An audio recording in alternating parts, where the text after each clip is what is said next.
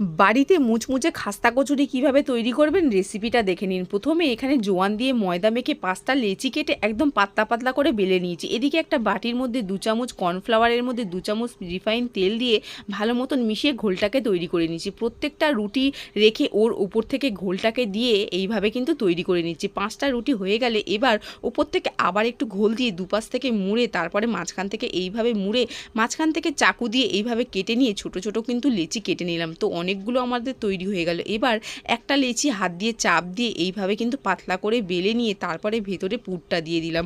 ব্যাস তৈরি হয়ে গেল কত সুন্দর খাস্তা কচুরি। যাই হোক, আজকের কিন্তু আমি এই খাস্তা কচুরিটা চিকেন দিয়ে করছিলাম। চিকেন দিয়ে খাস্তা কচুরি এই নিয়ে আমি প্রায় 2বার খেলাম।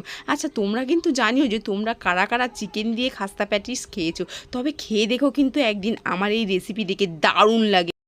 আর হ্যাঁ, রেসিপি ভালো লাগলে অবশ্যই কিন্তু লাইক সাবস্ক্রাইব করে পাশে থেকো। টাটা।